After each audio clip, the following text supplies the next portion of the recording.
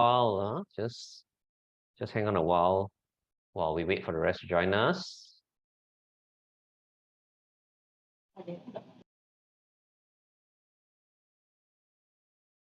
And I see some old friends, familiar faces as well. So happy to see all of you. For those of you who have come for my courses before, I have also got new materials. So it's not just the same thing that you're gonna face in the course. So it's gonna be useful for all of you. And there'll be some exercises lah, not exactly a full workshop, but some Q&A, MCQ, because since you're here, you must learn something, right? Okay, guarantee that you will learn lots of things over the next hour and a half to 2 hours, depends on how long we go. Okay, so just sit back and chill for a while. I'll just see, I think there'll still be people coming in, so we just hang on a while. Huh?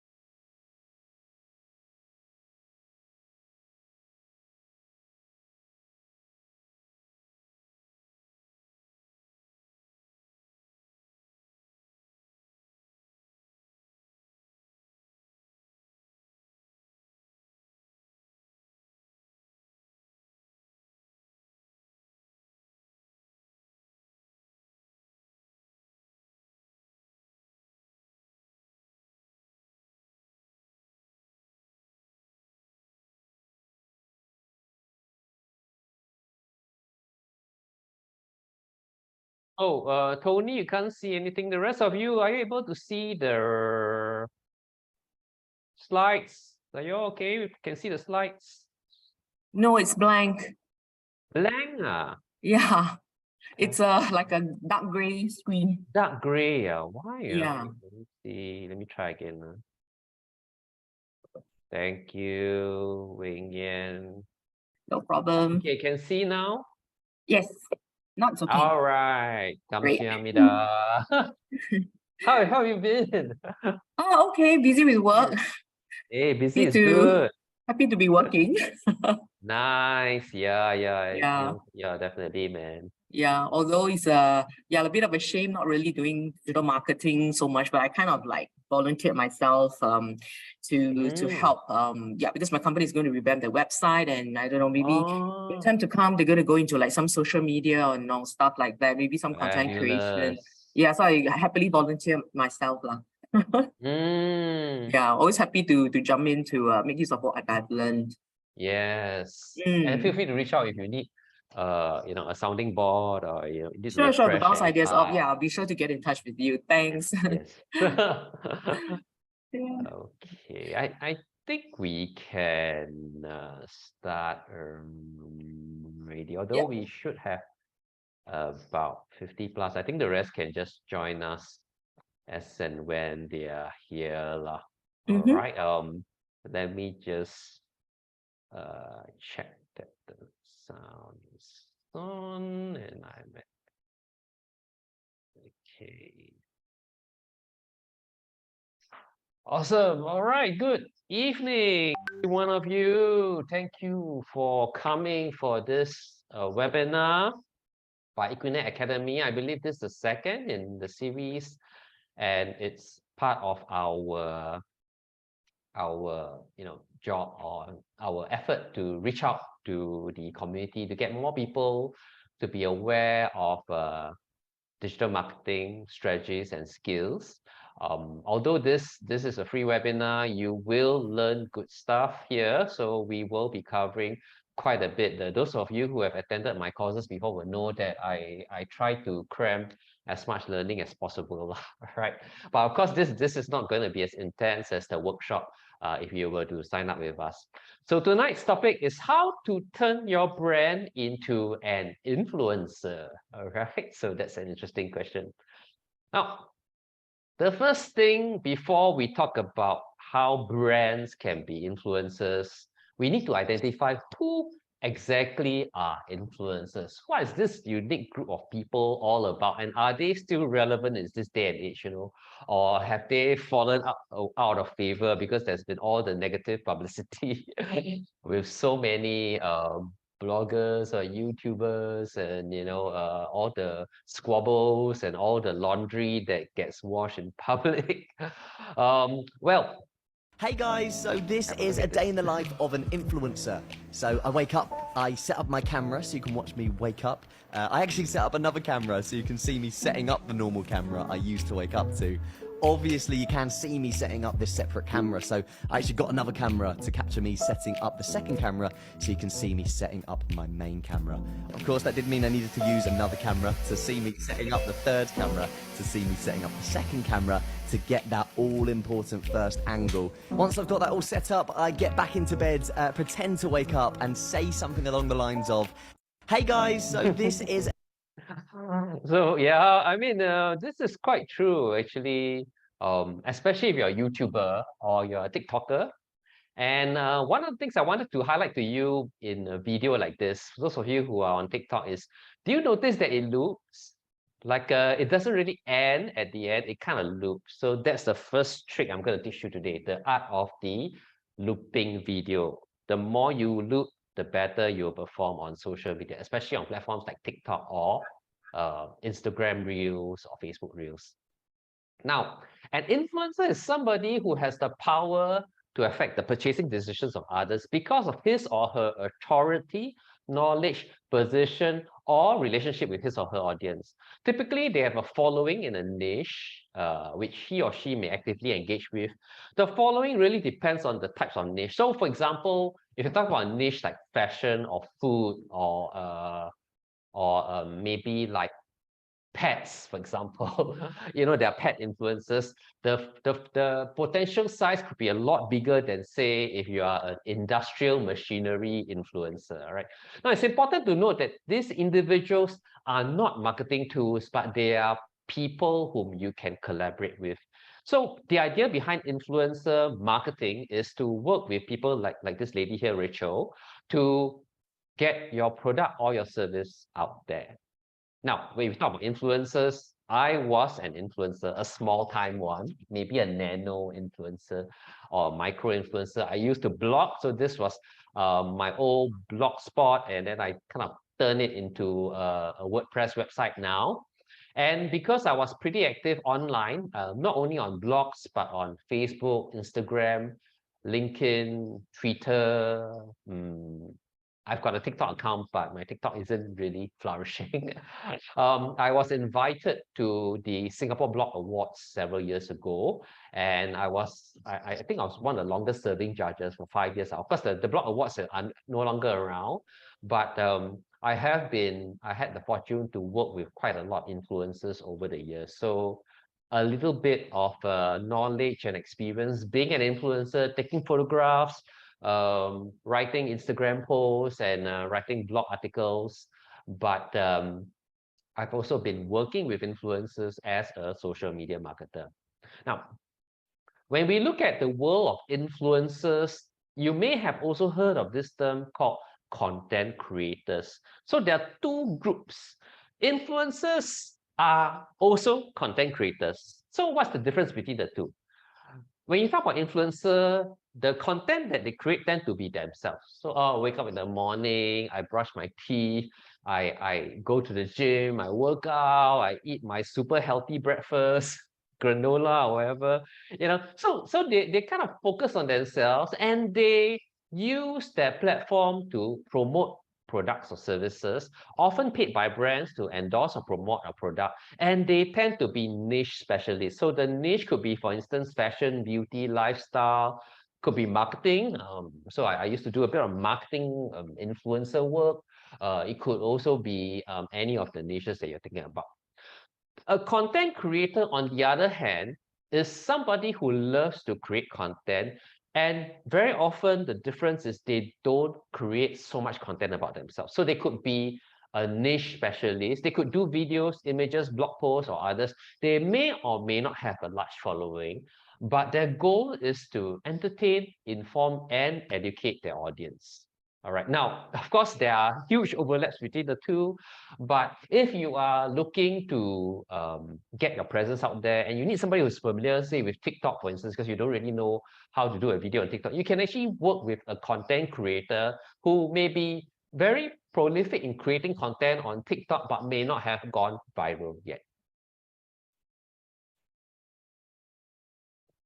Now, when we look at influencers, there are really many different ways of categorizing them. One way to do so is to use this scale from Mark Triffer from Marketing Rebellion. So at the very top, you have celebrities, maybe over 1 million followers, like, you know, maybe somebody from Blackpink, for instance, or a celebrity like Ronaldo, the footballer. Then you have macro influencers between 100K to 1 million. They are trusted stars with vast reach who publish content. Professionals who could be journalists, business leaders, subject matter experts. So I consider myself as a professional because I regularly write about social media marketing, content marketing, SEO, topics related to digital marketing. We also have micro influencers and nano influencers. Now, I'd like to ask you a question. Can you name the influencers on the left side of the screen? Okay, at least two of them. Okay. Okay, the top one, who's the top person there? Come on, you all should know. Come on. Don't know. Huh? No army here. He's Jimin from BTS. Okay, that's why you're here, right? For this webinar. Okay, what about the lady, the middle-aged Eurasian lady in the middle? Do you know her or not? Give you a hint. She used to be a news editor at the Straits Times. Very fierce one. Oh, is it Bertha something? Yes. I remember. Yeah, quite correct. influenced. Bertha Yeah. Hansen. Yes, right, Bertha Hansen. Bertha, Yeah. that's right. Yeah. Okay, Whitehall got it correct. Okay. So the one at the bottom is not an influencer, so it's a trick question. So there are examples. Bertha Hansen is an example of a professional. I think she's almost like macro influencer because she has got a big following on Facebook. Hers is more Facebook. Jimin, of course, is Instagram. And okay, I mean, those of you who are BTS fans would know that Jimin is going to launch his first solo album. But anyway, okay, today's thing is not about K-pop. Now, so the celebrity or mega influencer could be like Lalisa Manoban from Blackpink. They have huge number of followers. They have many likes, and they also have, well, not all of them has such a high engagement rate, but for her, she's super engaging. That's why all the big brands want her. Even MTV is commenting on her post. You see MTV down there, a dream come true, right? So we'll talk a bit about this commenting thing later on when we talk about how your brand can build influence. But in case you do not know who she is, I think you should go and Google her name. All right. Now, beyond... Oh.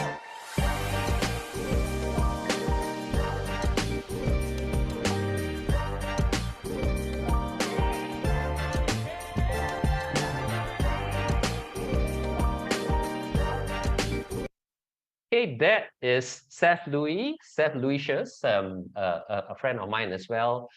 He would be what we call a macro influencer or professional. Of course, we all know him as a food blogger.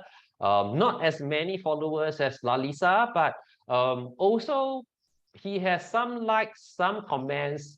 Now all of these food influencers, they all do videos, okay, because videos is the way to go on social media. And then, of course, you have micro influencers. So micro influencers could be, or nano influencers could be those with fewer followers, their engagement rate is usually not too bad, you know, like this lady over here, Denise Tay. And they tend to be a bit broader in terms of focus compared to the earlier category of Seth Louis. Now, I've got a good question here about what's a good engagement rate. I think anything that is above, for influencers, above 2% is already considered pretty good. Okay, so Lalisa is really phenomenal in terms of engagement rate, considering she has so many fans. Of course, the thing you want to think about is whether you know, just engagement rate or number of fans alone is enough, which we're going to go into in a bit. Now, how do you find all these influencers? One way to do so is to reach them directly on the platform, IG, Facebook, YouTube, or TikTok, LinkedIn. Just drop them a message. You can also join groups, especially Facebook groups. There are lots of Facebook groups. And Elaine Heng, who's one of my friends, she's also an influencer.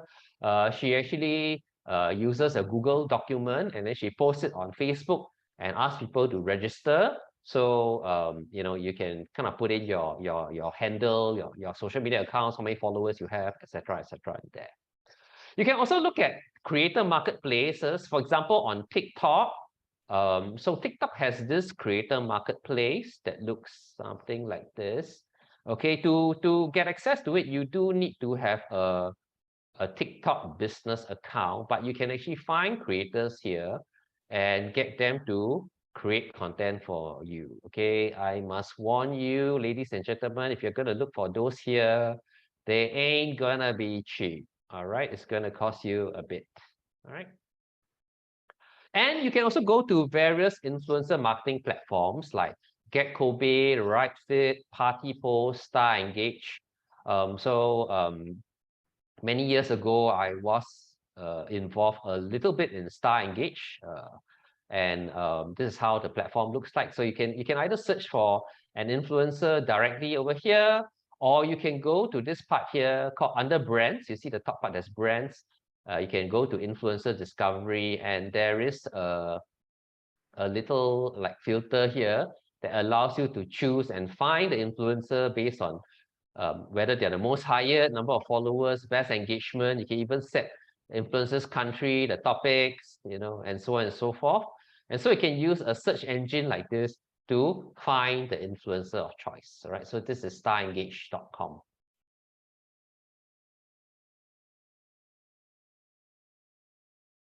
You can also use platforms like BuzzSumo, BuzzSumo.com. You can see who are the top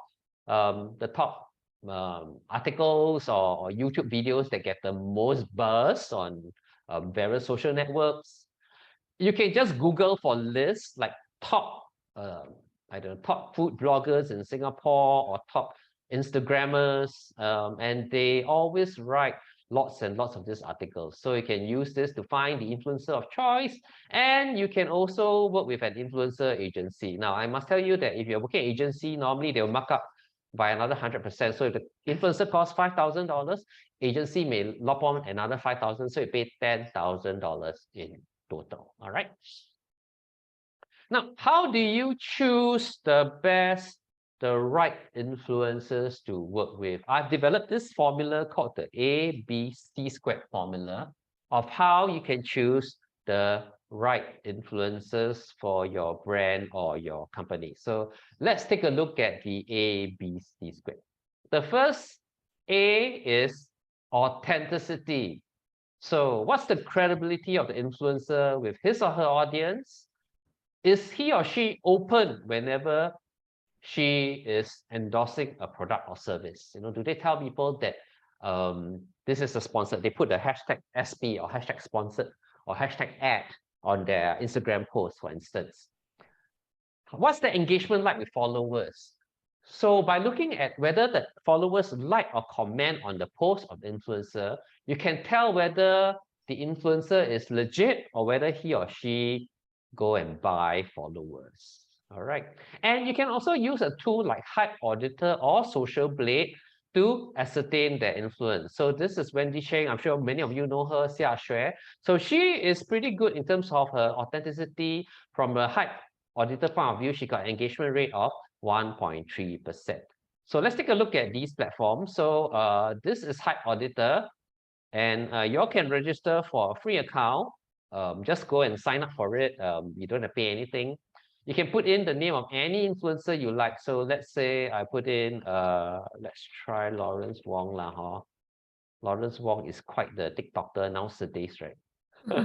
Let's see. Lawrence Wong TikTok game quite strong lah. Let's see if we can find Lawrence Wong on this one, right? Lawrence Wong's ST, yeah. Okay, steady, yeah. Okay, Instagram, okay. Singapore's Deputy Prime Minister, Minister for Finance, and MP for Marsiling UT. Okay, so this is on Hype Auditor.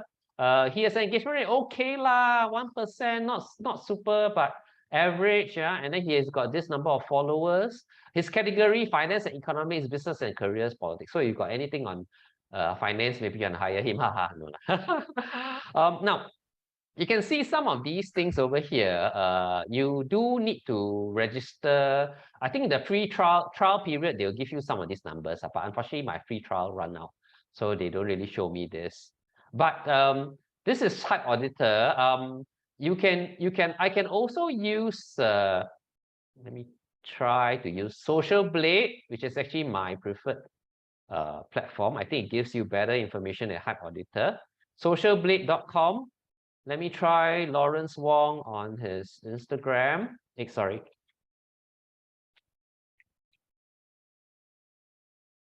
Okay, see whether they can find my DPM or not. Oh no. Okay, at Lawrence Wong ST. Okay, at Lawrence Wong ST. Let's see if this works. Okay. So this is from Social Blade. You can see the engagement rate. It's not bad actually. Average number of likes 3,900 over, and he has a lot of comments.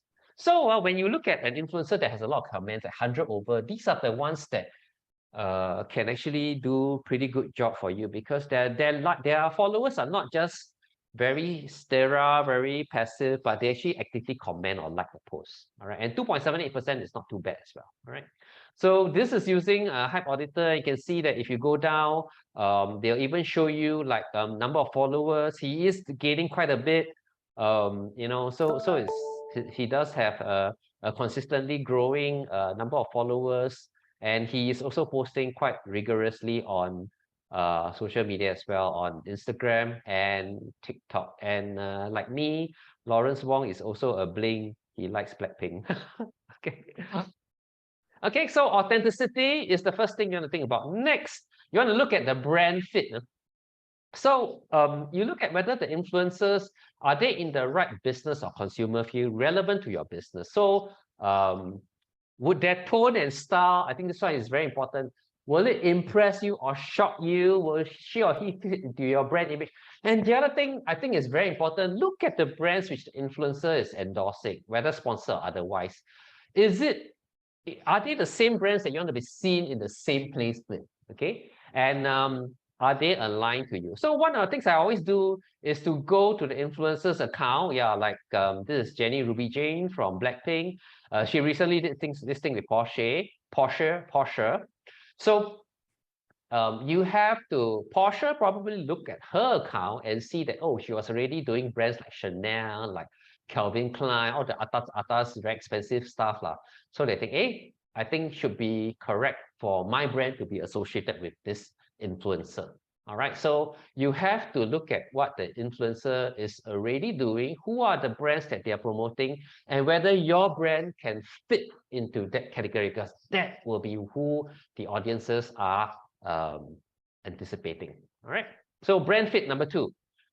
And you have to look at the communities. So when we look at the communities, of course, size does matter to some extent in terms of the number of fans, followers, web traffic, video views, but you also want to look at resonance. And this is why earlier I did mention to you that you want to see if people are responding to these influencers' posts, and whether are they the right people that you want to engage or hire or work with. That means these are the people that you think can be your potential customers. Okay, so let's go back to Lawrence Wong. Okay, and let's go and have a look at his Instagram. So this is Lawrence Wong's Instagram, and then I'm going to click on okay, there are a few things you want to look at. First is I will look at the followers just to have a look, and just roughly just see to make sure that these looks like real people, or do they look like fake people. Okay, I think some of them looks like real people. So if these are the people that you want to engage with, maybe you can consider working with this influencer, Lawrence Wong. The other thing you want to look at is on their post, like Lawrence Wong recently did this reel for February. about Why is the budget important? Okay, you want to look at who are these people who are commenting on his post? Are they likely to be your target customers? Okay, have a look. And then also the people liking the post, whether are these people likely to be your target customers? Okay, so you need to look at both quantitative and qualitative aspects in order to determine if they are the right influencer for you. Okay. And so looking at their reactions, the comments, the shares, video view duration, you have to get it from the influencer. You can't get it just from seeing it. But on TikTok or various platforms, you can see actually the number of video views that they have on every video. And then, of course, the relevance of the influencers' fans to your company in terms of demographics, psychographics. And are these the people likely to be your customers? Communities. Then you have to look at your content and channels as well. Okay, you look at the influencer, are they more like a YouTuber type? And then if your product is very good for long form videos, maybe you're in e-commerce or you're selling like a beauty product or a food product, for example, then they have to cook. Then YouTube could be quite relevant. Okay, and maybe if you are a B2B business, say you're an accounting company, you need to look for somebody, maybe not a YouTuber, but somebody who's a blogger like me, somebody who writes long form articles. Or you may look for somebody on LinkedIn who has a big social network and hire him or her. All right, because these could be the people that could be more relevant. So think about the types of content, think about the channels of the influencer, and will these be where your customers will hang out? Now, there's a good question from Hafiz, whether can we see if the likes and the people posting are bots? Generally speaking, I will normally have a look at the person itself and see whether the name is a bit strange or weird, and whether they don't look like a local name or a funny strange name. Okay, so normally that will give me an idea, especially those got 0 people following one. Those got some people following one, okay lah, legit lah, some of them are private, they're a bit shy, but those got 0 followers or got very funny names. This one looks a bit sus. Hey, but no, this guy got people following. Okay, so you want to have a look and see. This one maybe a bit strange, not sure. Okay, so that kind of give you an idea, right? But inevitably there will be bots, even for legit influencers. Yeah, KGB. Yeah, the Russians are spying on us, right? Especially on TikTok. Okay. So think about the platform, think about the channel that your audience ties in. Now, when you look at engaging influencers, there are 5 points to take note of. Number 1 is how long? 1 week, 1 month, long term, right? Or a specific campaign itself. Number 2 is how much are they going to give you? Okay, here is where you have to kawan-kawan with all these influencers. You don't just go drop out nowhere. Hey, I want to hire you. Okay, what you want to do is you go and like their post, go and comment on their post, go and tell them, wow, that's amazing. Wow, that dish looks fantastic. Or you have such a beautiful family. I love your cat, man. Your cat is so well groomed. Sorry, I mean you know we're all human beings, right? We like to be flattered. So you want to talk to them first, be their friends, so that when you hire them, they're going to give you more bonus. like more posts. I'm supposed to do story for, okay, I do one Instagram post for you lah. I throw it in for you, okay, because I like you so much. Okay. Now you also have to think about incentives, of course. How much you're gonna pay? Whether it's in kind, in cash, give them free samples, and think about the mechanics. Are you going to do an event? Are you going to invite them to come for your event, like a food tasting event, or stay in your hotel? Or are they going to take over your account, for example? Or are they going to run a contest for their followers? This is what we call a fan contest. Then, of course, you want to look at KPIs, how to measure KPIs. And I'm going to talk about that in the second part of this webinar. This webinar got 3 parts. Okay, so you're getting a lot of value. All right. Now, after you have determined the mode of working with these influencers, then you have to also look at, how much you're going to pay them and what range. Okay, typically celebrities are not going to do anything for free, all right? Even if you are their friend. So you have to be prepared to pay. How much to pay really ranges a lot. If you're looking at Singapore-based celebrity, they are able to do it more cheaply. Like Michelle Chong is about $4,000 for a Facebook post. If you're looking at Dr. Leslie Tay, I shoot a post maybe about 10K-ish, maybe now cheaper lah. But he will do a video and then he'll throw in, his wife also will join in, Lisa, all right? Usually for big time influencers, you may not work with so many of them. But for smaller niche categories, like category experts, you may have a few more. So you could invite quite a lot of them for an event. Maybe it could be you can give them a goodie bag. Maybe you may pay them a certain amount of money, so that they could help to cover it.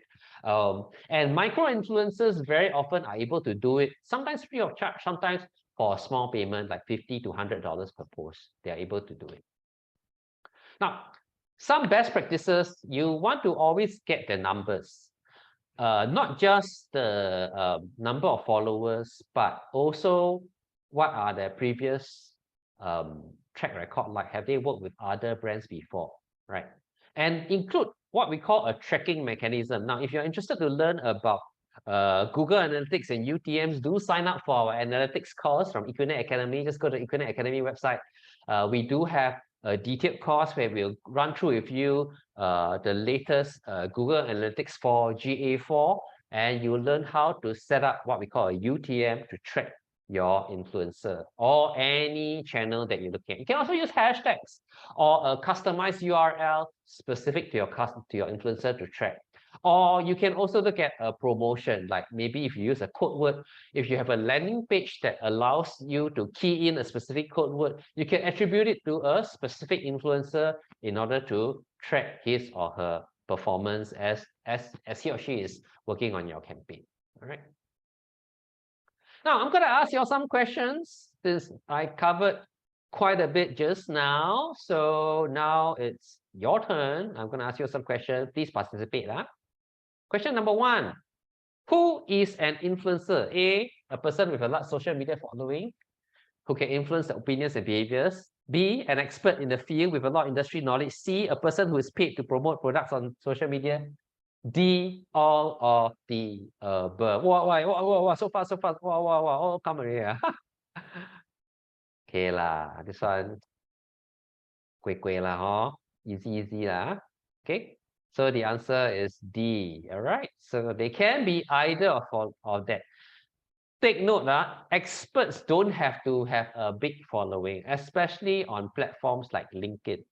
Okay, sometimes LinkedIn, you may have somebody who is like a CEO of a company, or who's like a top medical director or something. They may not have a gigantic following, but their opinions matter. All right. Next question. Where is the least likely place to find TikTok influencers? An influencer marketing platform like Party Post or Get Kobe, the most senior person in the company,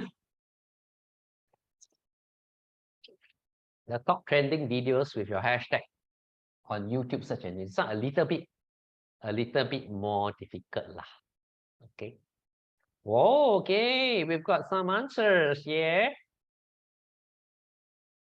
Hey, why you all think TikTokers cannot be old people, cannot be akong ama. But the truth is you're right lah. Okay. Chances are usually most of the people who are on platforms like TikTok or Instagram tend to be junior staff, okay? Which is why one thing about TikTok, I don't know whether you all are there regularly. You'll see a lot of people complaining about their jobs, complaining about their bosses, and then you'll see things like what mental health, things like quiet quitting, you know, this trending. Eddie, you got to check this party post. Party post want you to be their influencer, sign up, or want you to be their customer. Okay, so you have to see lah. Influencer, wow. Yeah, Hafiz, you're right.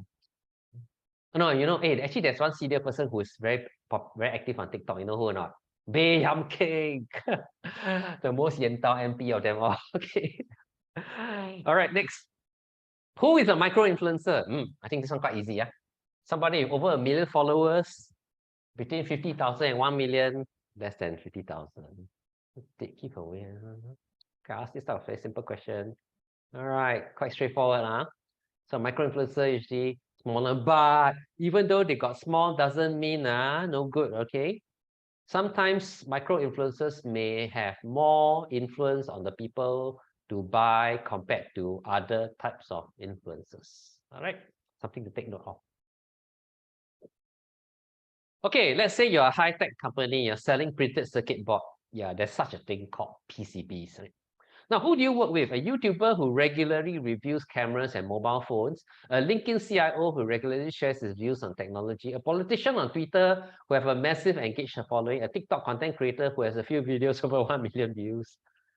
Who should you work with?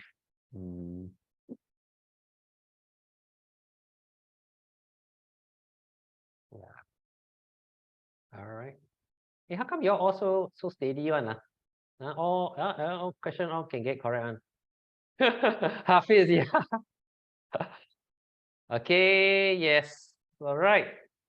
So you already know, don't just look at numbers alone. Consider who the audiences are and whether they are the right people for you. Okay. So it doesn't mean that because Elon Musk is so super duper engaging on Twitter means you must work with Elon Musk lah. Not that you can afford him anyway. All right. Which of the following is not the main factor to consider when choosing an influencer? I think this is a little bit harder. Okay, a little bit harder. Right? Which of the following is not the main factor to consider?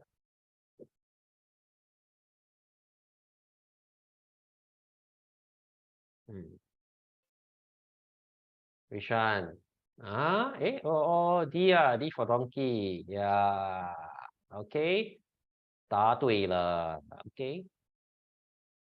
Now, you want to maximize your ROI, and we're going to go into ROI, the next part of the workshop. But as the Chinese saying go, 一分钱一分货, I mean, you pay peanuts, you get monkey. So sometimes, but I'm not saying that all the low-cost influencers are no good, all right? I mean, later on, when we have time, we can talk a little bit about the types of influencer and what kind of areas of expertise they may have lah. But one thing is you have to, depending on the objective that you have, you want to make sure that your influencer is effective, okay, and can give you good ROI. All right. Yes, I think Eddie is correct. Nowadays, they try to barter. You have to then think now whether, I mean, for influencers or content creators, they have to think whether is it worth it or not. So since we're talking about numbers and we're talking about ROI, the next part, I'm going to talk a bit about measuring influencer campaign ROI. Okay. And this was I did a guest article on one of the influencer platforms as well. Now, why do you need to measure this thing called ROI? Why don't you just choose the influencer that the most that you can resonate the best with, you know, like that Iron Man guy from Physical 100. Wow, so super solid, right? You know, unfortunately, okay, should not say so much. Okay, so yeah, so you have to think a few things. Number one is you want to make data-driven decisions, so make sure you choose correctly. Number two, you want to allocate budget effectively, think of influencer marketing like just another arm of digital marketing. Also transparency. So exactly why you work with this influencer, not because he or she is your sister's goddaughter, right? Or whatever, right? Also determine effectiveness of your marketing campaigns and to evaluate the performance of individual influencers so that you can find suitable partners for long-term collaboration. I think this is very important. Now, Timothy has a good question. Can there be overexposure? Yeah, so sometimes you have to make sure that your influencers are not like endorsing every other brand out there under the sun, or not, you get this problem of overexposure. Then, you know, people may think, oh yeah, this one, everything is also commercial. All right, so something to take note of. Now, yeah, identify areas of improvement, of course. So how do you measure the numbers? First, you zoom in on your campaign goals. We'll go through each stage of this. Then, so campaign goals, what you want to do. Then you look at how much money you have. Everybody want to work with the biggest celebrity out there, right? But do you have the budget for it? Okay. Then how do you measure success? And you'll be surprised that it's not just number of fans or growth in number of followers. There are various metrics you want to look at. After that, you track the campaign analytics, and then you tabulate and measure your ROI. Then, of course, that will in turn determine the campaign goals. So let's go through each of these stages. First, your campaign goals. Now, when we look at the campaign goals, we look at your funnel. So if you're a relatively new brand, maybe boosting brand awareness could be an objective. So you want to get as many viewers, visitors, you want to grow your fans, you want more people to watch your videos, and therefore you work with influencers to amplify the top part of your funnel. All right. Now, what happens if you already have that? Then the second stage is more of nurturing consideration. Can your influencers help you to be more engaging? So more people clicking into your landing pages, your websites, more people commenting, liking, sharing, you know, your posts. You want to look at those types of engagements so that people don't just see, they like, comment, or share your posts. But that's not the only thing that influencers can do. They can help you to sell as well. So conversions is one thing. Whether is it in lead gen, getting people to sign up, purchase a product, or attend an event, get them to help you get the word out, and loyalty as well. Sometimes when you work with influencers who have their own communities, that can help you to strengthen loyalty within an existing community. So they may have their own Facebook groups or their LinkedIn groups, or they may have a sizable following on TikTok, for instance. So they could help you to reach this existing community. Now, after you have determined your campaign goals, next stage, you want to map it against your funnel to determine the best ways to meet each of these stages. After the campaign goals are done, you have to think about how much you want to spend. All right. When we think about marketing expenditure, okay, so there are a few ways to do so. One is you benchmark with your current ads. If you're already doing ads on Facebook, on Instagram, on YouTube, how much would it cost to reach an audience of 10,000? Cost per reach of 10,000. What's your cost? CPM is cost per 1,000 impression. How much is it like? What's your cost per video view like?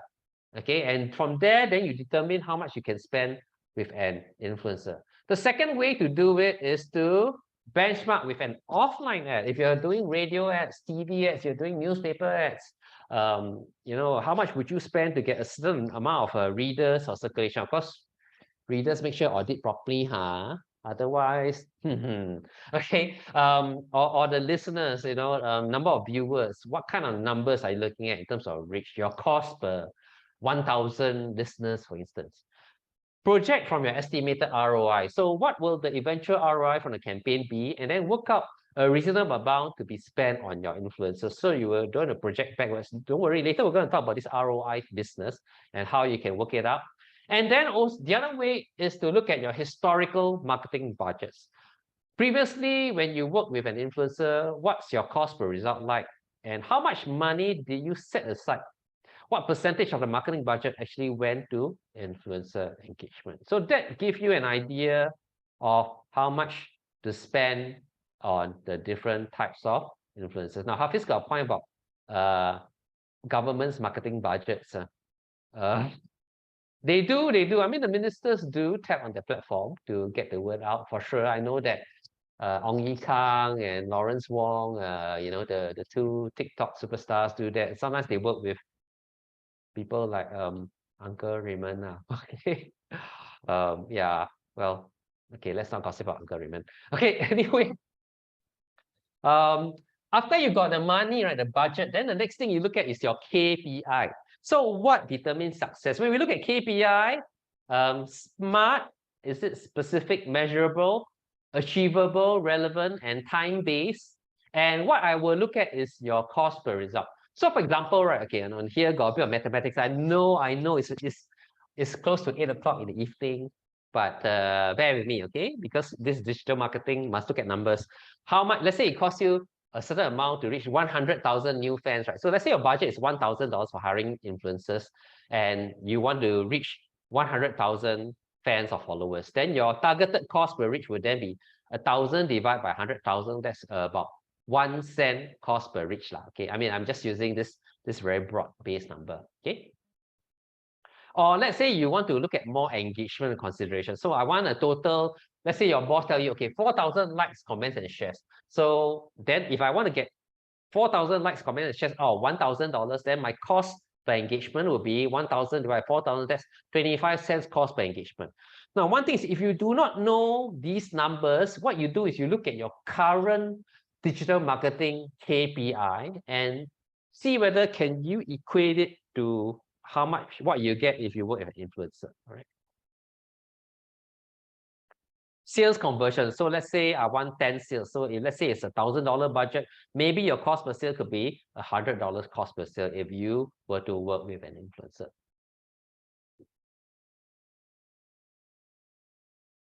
Now, I want to highlight this point. To be fair, influencer marketing or engagement is not exactly the same as doing your own ads on Google or on display ads, Facebook, Instagram, what have you. You have to pay a premium. In other words, your cost per 1,000 impressions or your cost per video view is likely to be higher working with an influencer, say, compared to these platforms. Of course, if you're working with a big celebrity like you know, like somebody from BTS or Blackpink, it's going to be different. I mean, maybe you can get better value. I'm not sure. All right. Not that I've worked with them. Then, of course, you must track your influencer campaign. So number one is self-reporting. Then you got to trust the influencer. What some companies do is they get the influencer to do a screenshot of their analytics and then send it to the company, that specific post or that specific article. So it could be number of fans reached, the number of page views, number of clicks to your landing page, etc. Number two is using UTM. So okay, this one is a little bit more steps, but okay, first you go to this thing called Google URL Builder. Okay, you go to Google and then you find this thing here. You click onto this link here, and then you key in the influencer's information. So for example, let's say my influencer is influencer A. I put the name there, Mr. Brown, I put Mr. Brown, Xia Shui, I put Xia Shui, I don't know, any of this Uncle Raymond, I put Uncle Raymond out there, for example, right? And then you copy, and then you get this URL, and then you copy and paste this URL and use a bit.ly link to promote it. So you want to get this link here, and then you promote it. Once the let me backtrack. You get the short link, you give the short link to the influencer and ask the influencer to promote that link. So anybody who clicks on that link goes to your website. You can then track the either the source or the medium and the content, and you can see how much traffic comes from that specific influencer, right? So this is a UTM method. Usually for e-commerce or websites where you can track the specific source or channel of the influencer link.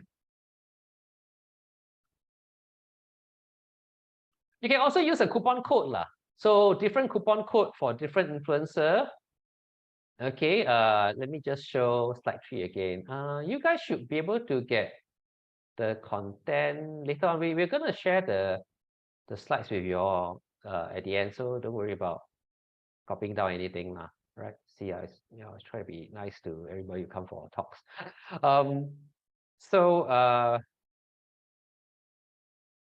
Coupon code, you track your influencer marketing campaigns. So this had to be linked to a specific discount, promotion, or freebie that the influencers audience can redeem online or offline. That's a good question from Gladys about how long. Normally, the lifespan of any social media post is very short, a few days at most. So maybe, let's say you work with the influencer for a 3-week duration, right? So after 3 weeks, you give it another week, wrap up, then you can ask for the numbers really. Usually after 1 week after the campaign over, unlikely that they will still get people, commenting or clicking on the link or buying from them lah. All right. And nowadays, the lifespan of every social media post is getting shorter and shorter and shorter. All right. Unless you happen to you go viral lah. Or if not, usually 1 or 2 weeks after the campaign is over, you can cut off, and then you just tell me what your numbers are. All right. So coupon code is one more way. So I just mentioned. You can also use a specific hashtag. Maybe you can use the name of the influencer hashtag and then ask the influencer to spread. And then from there, let's say you go to Instagram or TikTok, you put the hashtag and see how many people are using the hashtag to post. Now, for hashtag campaigns, ladies and gentlemen, it's not just the influencer, it's also the influencers, followers, or fans. So you can do a contest. Hey, you all get all your friends or followers to do this campaign. So hashtag Equinet, for example, right? Then maybe hashtag Equinet Brown for Mr. Brown, hashtag Equinet, I don't know, Raymond or whatever. Then you see how many people are using this hashtag to get the word out. And then you can kind of measure the brand awareness from there. All right. So this is using the hashtag method.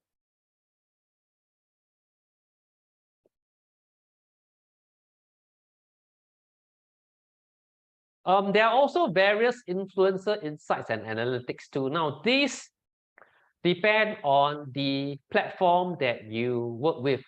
So earlier today, I talked about places like Get Kobe or Star Engage or Party Post. They all have a tool that allows you to measure the influencers because everybody who uses this.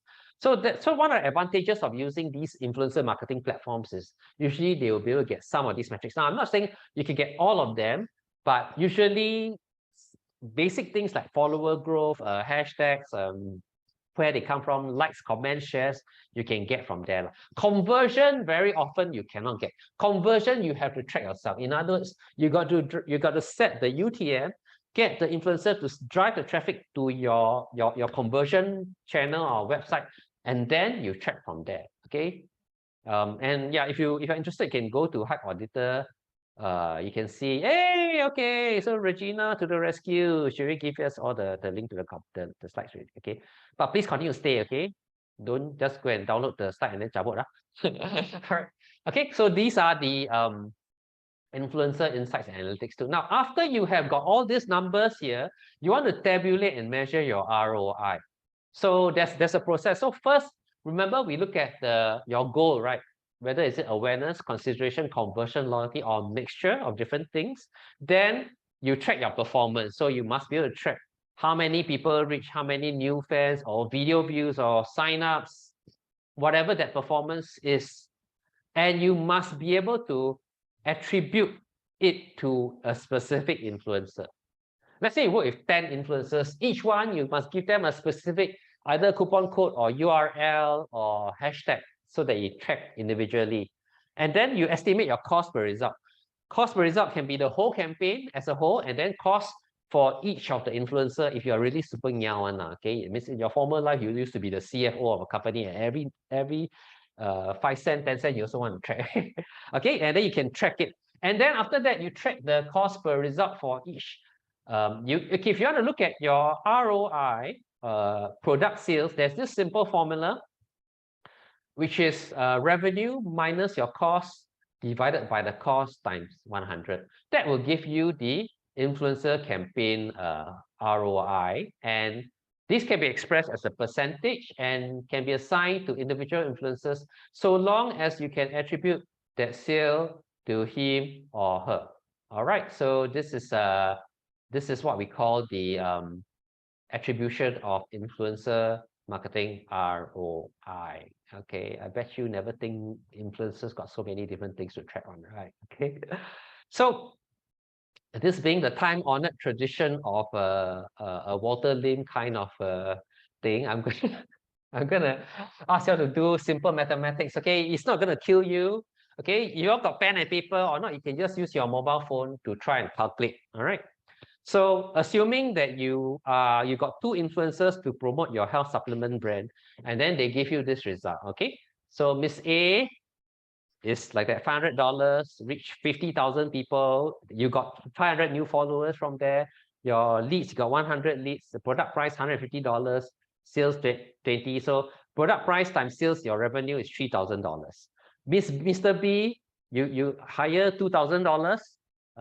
Reach of 250,000, got 4,000 new followers, inquiries 300, product price $200, sales 45, revenue $9,000. So, okay, I'd like y'all to try this out. I'll give y'all some time to do so. Okay, you just tell me whether A or B. Okay, so who delivered a better cost per reach, cost per 1,000 reach, cost per new follower, cost per inquiry, cost per sale, and then return on investment. Okay, so I'll give you all some time to work it out. Then later I will show you all the answer. Okay.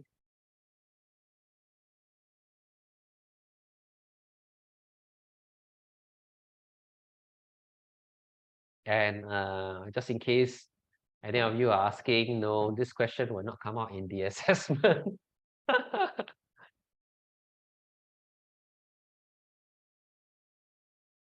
All right, so I give you all some time while I drink water.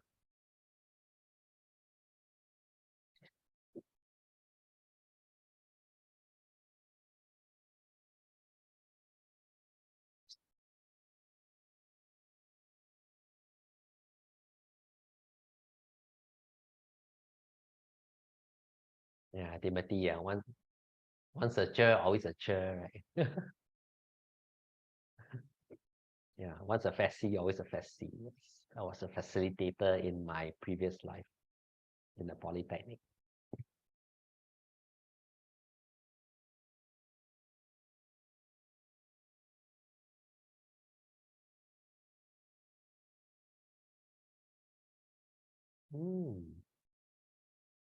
And now, oh yeah, Zoom now can put.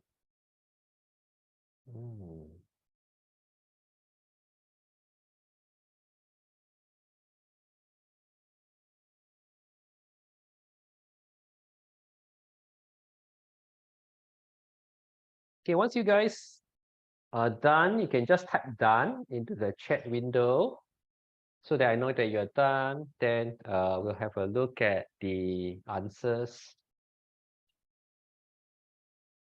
Okay, it's easier than when Helen and Ivan, is it? I don't know. So what's the latest question?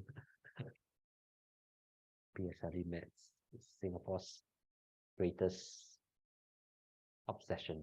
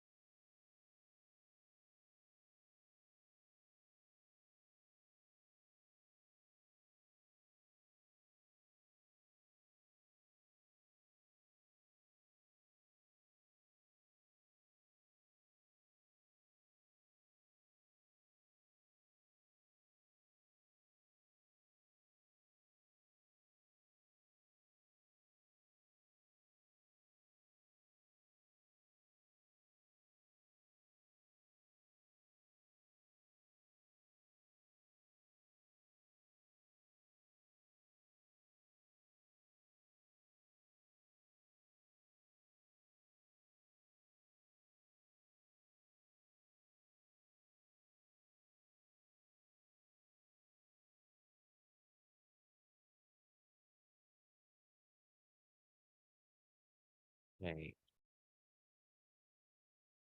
Shall I put you out of your agony?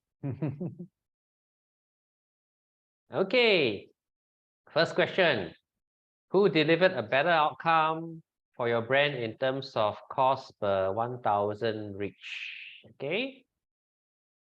Mr. B. Okay, so you look at the budget, 2,000 divided by, okay, per 1,000, so it's 250,000 divided by 1,000. So the denominator has to be right. So it's $8 per 1,000 reach. Okay. So if brand awareness is what you want to achieve, Mr. B will give you better brand awareness compared to Miss A. All right. Now, what about cost per new follower? Mr. B is also cheaper because you got 4,000 new followers coming from his or her TikTok or Reel or post, whatever, compared to Miss A, who only gave you 500 for $500. So Miss A actually is $1 per new follower, whereas Mr. B is 50 cents per new follower. All right. Next one, cost per enquiry.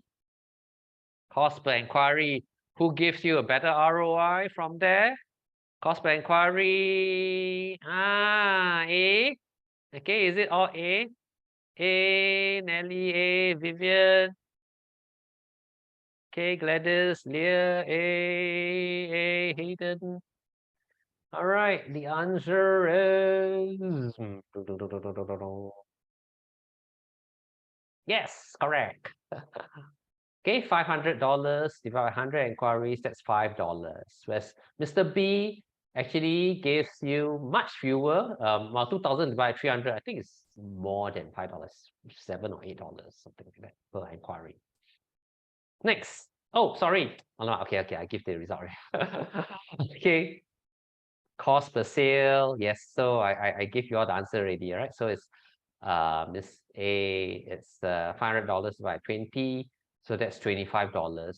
So it's cheaper compared to Mr. B. It's 2,000 divided by 45, which is a higher number. Now, what about the last one? Okay, return on investment. Who gives the better return on investment, ROI? Is it A or B? A or B? Okay, so we have a few people who gave an A, including Jaslyn, Leah, Bill, Nelly. Okay, so you think that A gives a better ROI? All right, let's have a look at the numbers. Yes, okay. 3,000 minus 500 divided by $500, that's 5x or 5 times. So Miss A definitely has given you a better ROI. All right, I hope this exercise has been useful for you. Any questions so far? We still got one more part to go. So far, what we covered is who are influencers, how to find them, how to choose the right influencer, and how to measure their effectiveness. The next thing, of course, is how to be influencer yourself, lah, right? So I'm going to introduce you to this gentleman here. His name is Robert Cialdini. So he's one of my gurus. He's a social psychology expert. So we're going to look at how to build your brand's influence, and there's lots of examples over here. This is actually my favorite part of this webinar, because there's so much value in it. Okay, now when we look at influence, how do influencers become influencers? Is that they are content innovators. In other words, they try to create content at a very early stage when something starts to trend. A very easy way to look at it is, let's say if there's a particular, I don't know, dance, or there's a particular movement or a particular a style that just trended, then the influencers normally will be one of the first few to hop onto it. All right. So the thing here is that you too can be a content innovator as a brand. You don't have to wait for the influencers to do the content. You yourself can be a content innovator. All right. Now, how do you become a content innovator? This is where, we introduce the world of brand influencers. Now, these are brands that are active on social media. They act like influencers and content creators, and often they have some personality, like Zoom. Social media!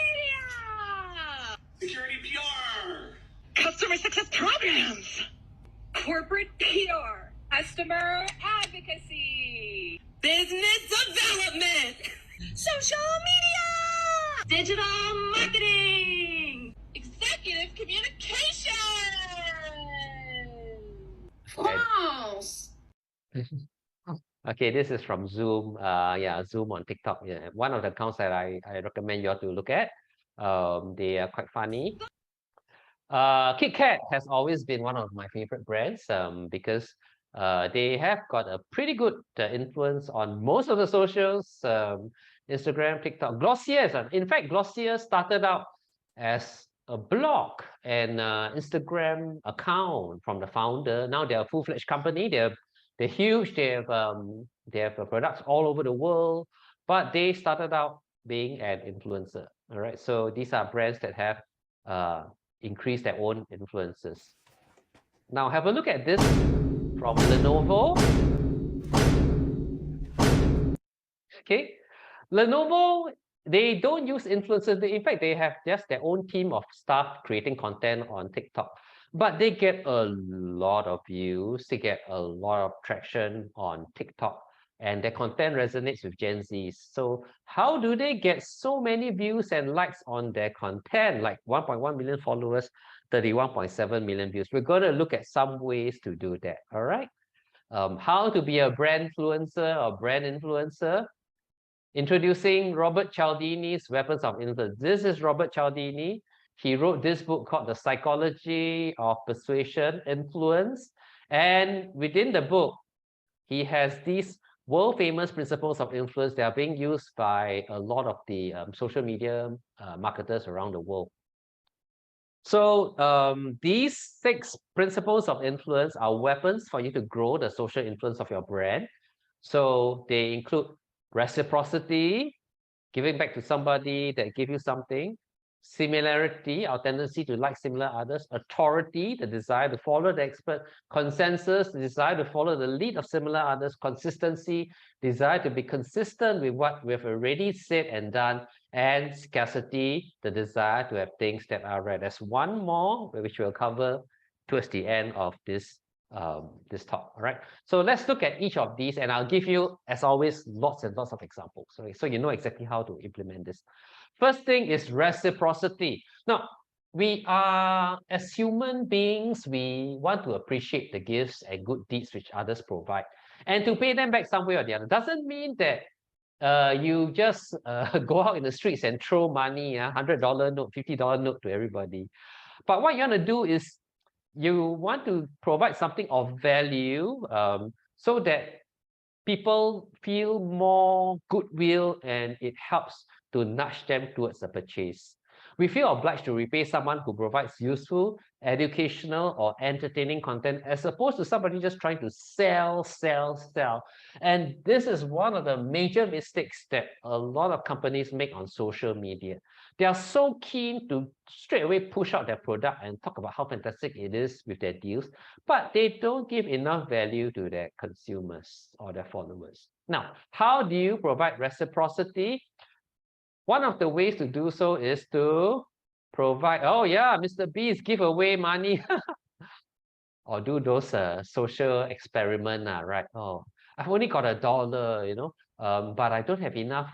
Would you, can I buy a bill from you for just $1? They say, it's okay, you know, you try to do it, and after you give them $500, right? All the social experiments, right?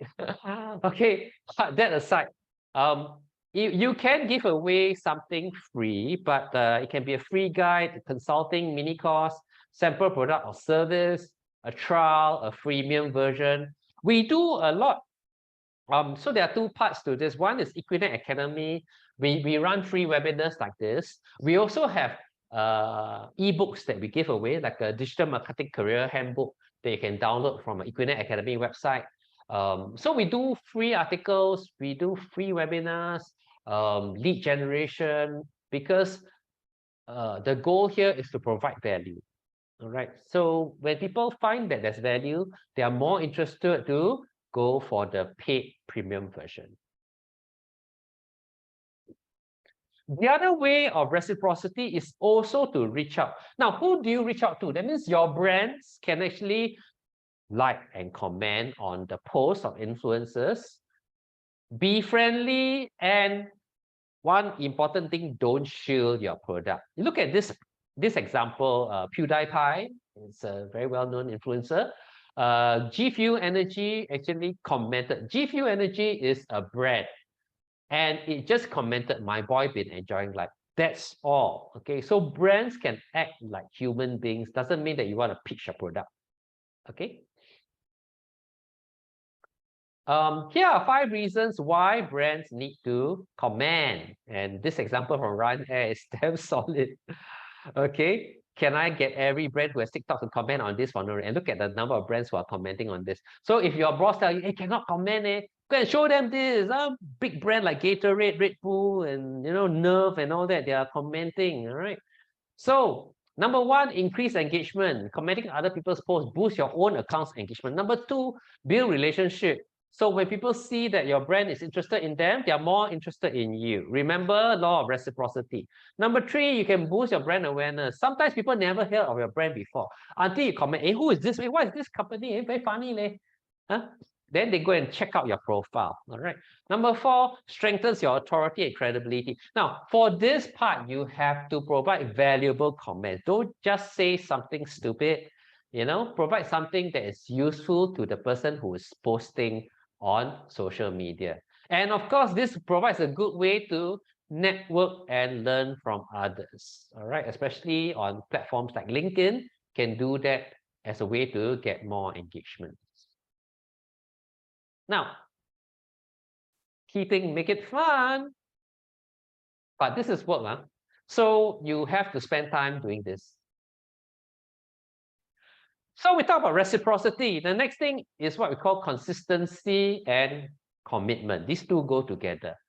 We are committed to something, we are often likely to act or behave in a way that is consistent to that pledge. Therefore, if we solicit an opinion from somebody and secure a verbal or written commitment, we are more likely to have successfully influenced him or her. So this is why commenting, sharing, and liking. Okay, so what you can do is you can encourage people, "Hey, if you like this, can you comment? Yes, I like this." Or do you enjoy our latest free webinar from Equinix Academy? If so, you participate in our poll, say yes. So why is the purpose of getting people to respond to a poll or to comment? Because when they do something, especially if it's publicly, they are more likely to follow up in the same way as how they behave. All right. So one way to do so is to start with small actions like a free, then later you progress upward. Then maybe you spend $7, you get something. So digital marketers have this. They can get access to a free resource, and then after you upgrade them to a more expensive product later on. This is what we call the tripwire approach, right? So the other way is to ask them questions to increase commitment, or organize contests that involve selfie taking. Yes.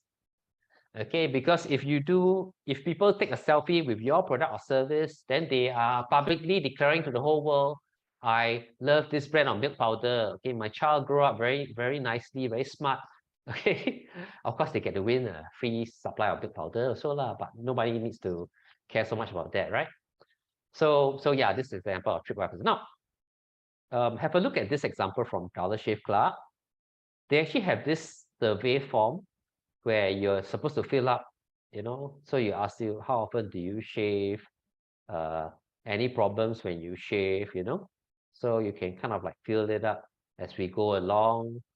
And the idea behind this is to get people to sort of customize it as they go along, so that by the time they complete everything, okay, they talk about their hair or whether they got hair or no hair, then they can actually come up with a specific product or service that is tailored to their customer, right? So at the end of answering a series of quizzes and or questions, Dollar Shave Club actually recommends products and services. And look, do you notice there's a discount? They actually slash it costs $49.73. See, they smart, damn clever. All right. This is why they are $1 billion company sold off to is it Unilever for $1 billion? Yeah, Dollar Shift Club. Okay, so this is how you use consistency, commitment. Ask people a question or a quiz. Third one, consensus, or what sometimes people call social proof. When you see people acting in a certain way, you are more likely to behave in that way. What we call the monkey see, monkey do, mirroring instinct in human beings. That's why when more people share or retweet or refer or do word of mouth, we are more likely to behave or believe in something, especially if it's somebody that we trust or we like, rather than the company itself. Okay, so this is stepping on other people's social network, social proof. Now, when we look at this example here, B2B companies, you can actually show things like this, especially one of the challenges with B2B companies is maybe people may not heard of your brand, right? Because you're not like Colgate or you're not like Nike or McDonald's. So you can use things like that, okay? Put in the names of your biggest customers.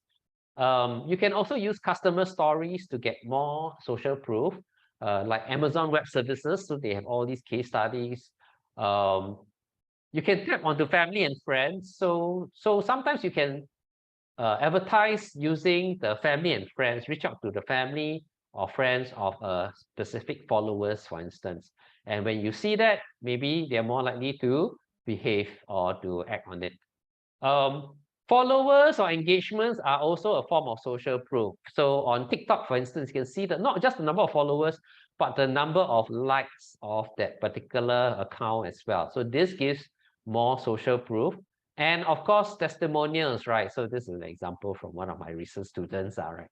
Yeah.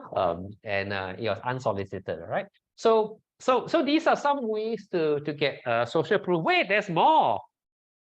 You can also run opinion polls. Unfortunately, this really didn't work very well for Warren. Joe Biden ended up becoming the president. But this is just an example of how to use opinion polls to get people to behave in a certain way. A very good example is what we call the green nudge. If you receive your utility bills, you may notice that, hey, my neighbors all tend to spend more, or they have a lower utility bill, or they have a higher utility bill, and then you kind of like feel pressured, maybe I should spend more or less. I noticed this also is done on social media networks. Okay, they will tell you whether you spend more or less than your other people in your industry, for example, what we call the nudge. And also by taking on a safe decision, a safe action, like nobody ever got fired for buying IBM. Overcoming risk is another way of using the consensus way of getting people to behave in a certain way. All right. Next, we have similarity, or what I call likability. How to become more likable. So everybody's looking at the number of likes, number of fans on all social networks. We're more likely to like and trust somebody whom we are somewhat attracted to. Okay. So how do you make yourself more likable? Customer success stories is one. Customer posts, especially if these customers are similar to your target customers. Remember, the principle here is that we will tend to believe people who look like us. So like I like this confinement nanny agency example, because they not only show the testimonial, but they have all these photographs taken so nicely. I don't know. Wow, I think must be really them super well produced. You know, they go to the house and take the photograph of the nanny taking care of the kid, and then this is done by the customer somehow, right? So it's a good example of similarity, likability. You can also use what we call relatable situations, like this example from GetGo. Let me show it to you. It's about damn time. In a minute, I'ma need a sentimental man or woman to pump me up. Feeling fussy, walking in my Balenciennes, trying to bring out the fabulous. Cause I give a fuck way too much. I'ma need like 2 shots in my cup. So these are what we call relatable situations where you are likely to, also like that, wow, them kanchong man must return the car by that certain time, and then GetGo actually shows that they have this solution. Of course, That's if nobody else is booking lah, right? But yeah, so that's something to think about. How to be likable, be funny, like NTUC FairPrice.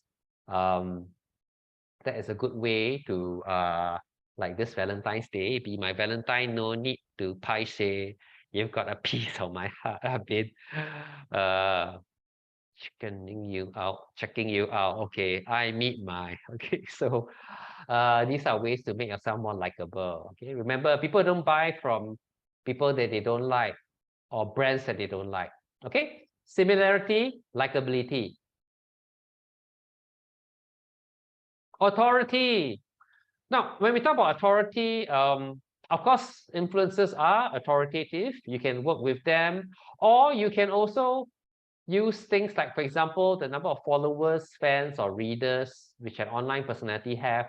The more reach, the more authority you have, of course, like Ronaldo. But more important than reach is engagement. So earlier this evening, we talked about engagement, likes, comments, shares that an influencer can trigger. Okay, so how do you demonstrate authority? Beyond just showing that you have 1 million people following you, there are titles. Okay, like you got certificates, you got a doctorate, you got a PhD, uniforms does help. Apple Genius is really genius because they get them to wear these uniforms and they call them genius. Badges, maybe not as many as these generals, but still these are ways to demonstrate authority. Or if you're a Google partner or you're a Meta partner, you can put that in. Wait, there's more. Media mention. So I use this. So I've been featured on all these media, and I've also written articles that were on some of these platforms. So that's a way to demonstrate authority.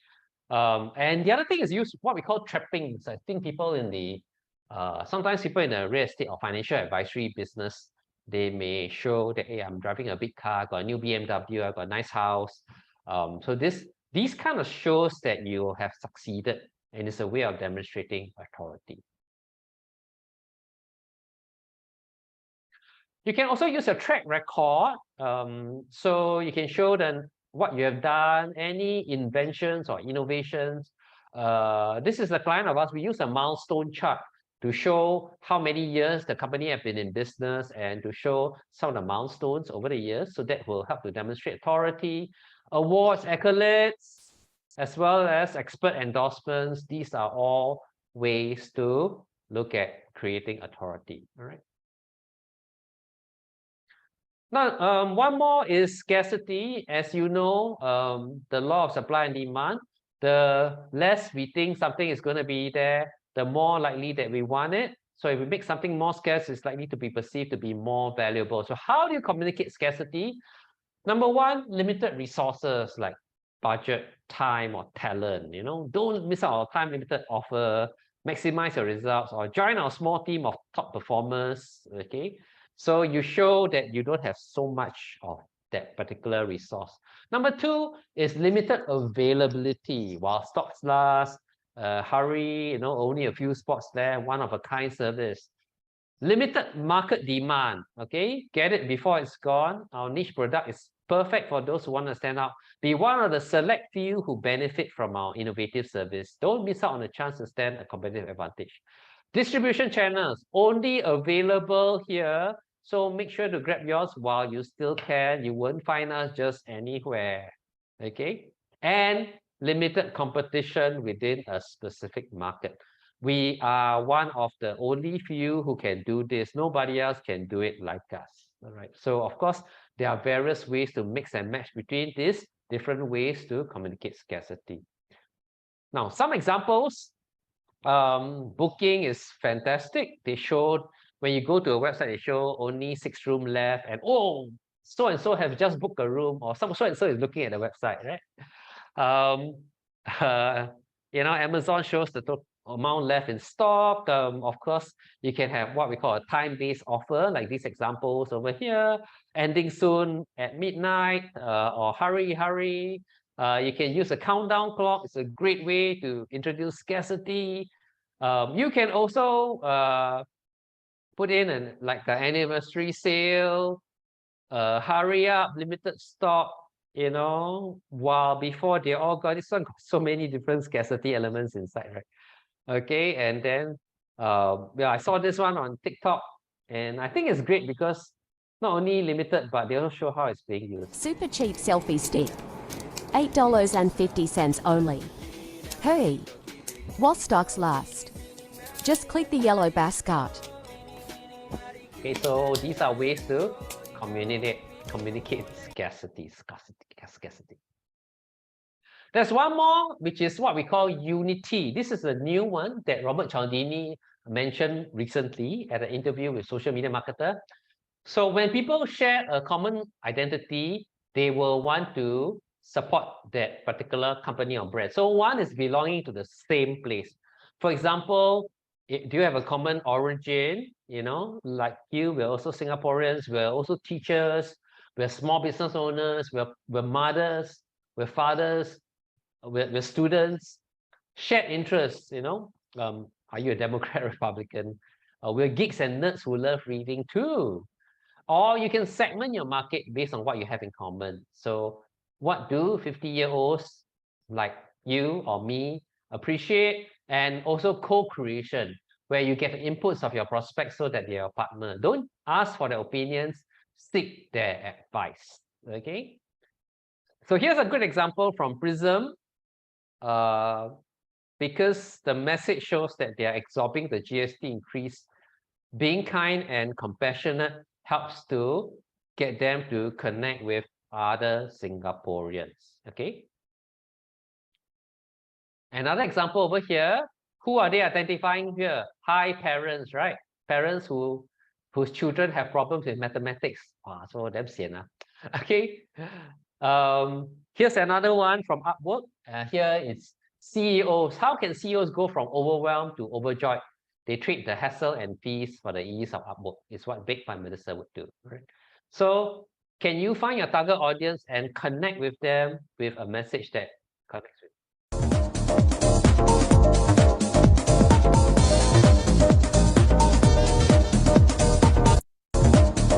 Okay, so back to Lenovo. Back to work after the holidays, be like, Hey, notice Microsoft 365 is responding as well, right? So be human, what I'm telling you, your brand, don't act like a brand, act like a human being, okay? Now I'm gonna ask you some questions on this. Which one of the following is not one of the principles of influence?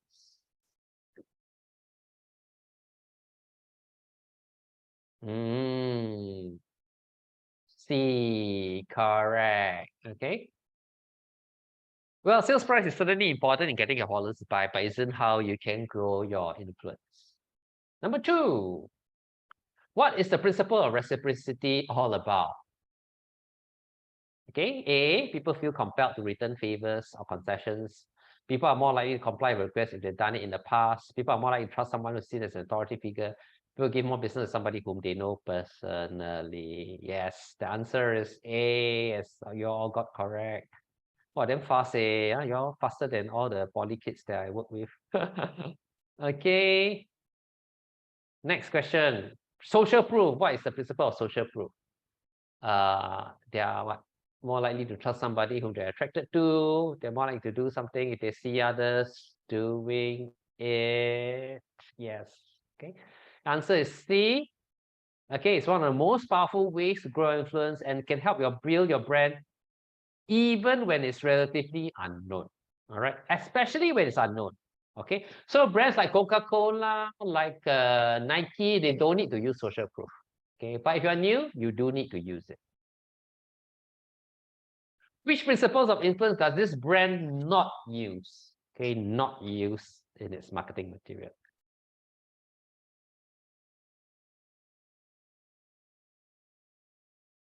Wow, okay, this one got wider range. Some C, some B, some D. Okay, let's take a look at the answer. B. I haven't seen 11/11 while stocks last hurry, running out thing on an apple ever. All right, so they don't use scarcity. They are scarce. I mean, people got to queue up, but they don't intentionally say there is only limited supply. Okay, which of the following is an example of social proof? A restaurant menu that features pictures of popular dishes, a salesperson who is dressed in a suit and tie, a celebrity endorsement of a product, a National Day special for everyone born on 9 August.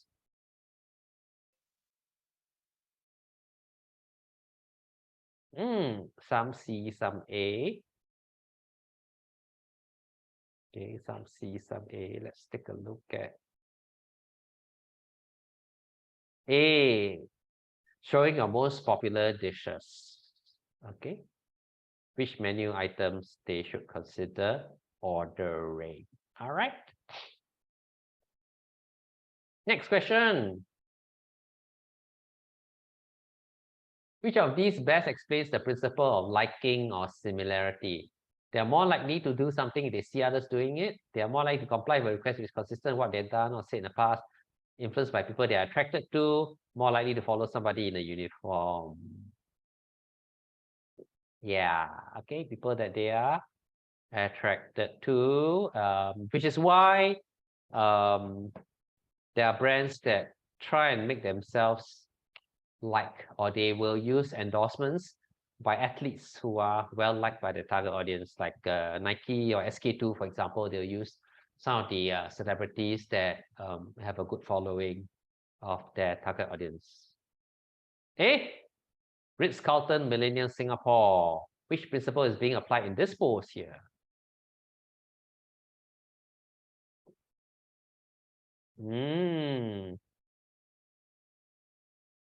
Okay, so we got some Ds.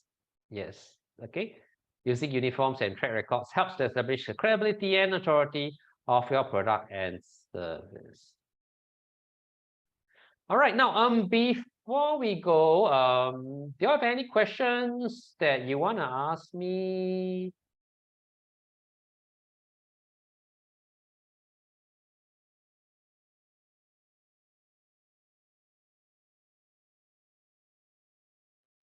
The other thing is also do sign up for our social media marketing course.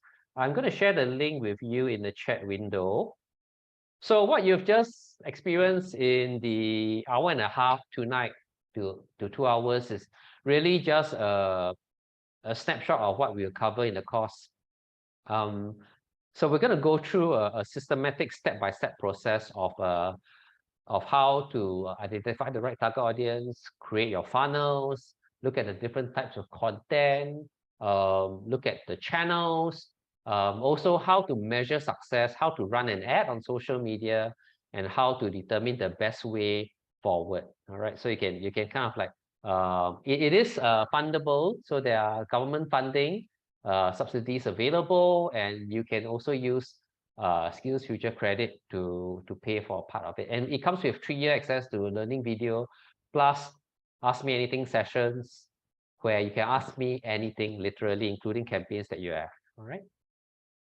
So if you guys got any questions, let me know. You can also connect with me on social media, on any social network.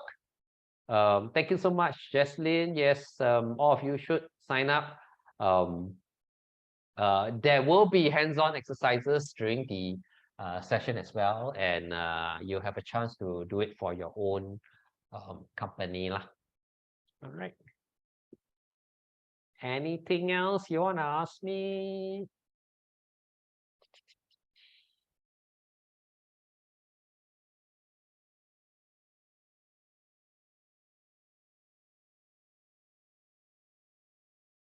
Thank you so much.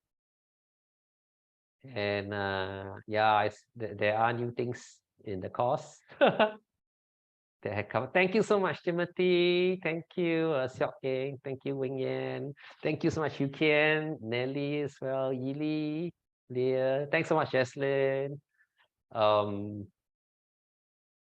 Yeah, I hope you all can apply some of these principles. Thank you so much, Eileen, John T. Always happy to see familiar friends, Hayden as well, Leah as well as Gladys. Hafiz, yes, good to see you. Jess, Vivian, Eddie. The link to the library. I talk about the slides, is it? Let me see if I can. I think there was a link earlier to download this. So we will see. Yeah, thank you so much, CH. Yeah, there's a lot of changes. So give another year or two, the materials will be completely different already. Yeah. Because of the way things are changing so much. So in the latest iteration of the course, we also talk about videos a lot more, and some ways to get more traction on the newer social networks like TikTok, for example, because they work quite differently from other social networks as well. Okay, feel free to reach out to me. You can connect with me on LinkedIn or elsewhere. And do go to the Equinet Academy website to sign up for all our courses. Not only social media, the other courses are also very good. Okay, especially if you want to learn more. And for those of you who have come for the social media course, if you want to learn a bit more, we also have the advanced social media marketing course, where it'll be useful for you if you are in a role within a bigger companies and you want to learn a bit more. You can go to the advanced social media marketing course over here, and you can sign up as well. So these are also all funded, supported by funding, and the advanced course will cover various topics, including analysis, including things like content brainstorming, looking at retargeting, remarketing, a lot more of copywriting techniques available. We'll talk about live streaming as well. Yes, live streaming is everywhere, especially on TikTok. But the TikTok live streaming sometimes very scary. Anyhow, do it. Okay. Okay. So yeah, these are the places that, yeah, if you want to learn more, you can also come here as well. Okay. Any other questions y'all may have? Please feel free to ask me.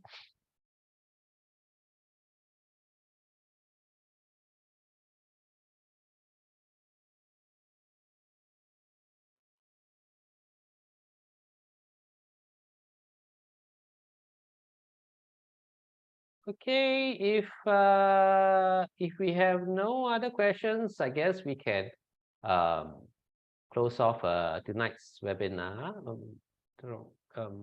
Regina, got anything? Regina is a super duper woman from Equinet Academy. Has been an amazing business partner, right? So anything you can go to her. Yes, of course, you can go for the advanced without going for the basic, definitely. All right, so we still have a certain topics that we cover lah, so it's still useful. Okay, thank you so much, everyone. So if not, then I will close off the session. I'll see you on social media, okay? Please don't be a stranger. Even if you're not connected, just feel free to reach out to me. I'm friendly, I don't bite. Okay, I'm not going to do a TikTok complaining about you. This is the latest thing, right? Yeah. All right. So enjoy, and then you all can go and watch Netflix now. So sorry for spoiling it for you if I did do that. Okay, see you guys. Bye.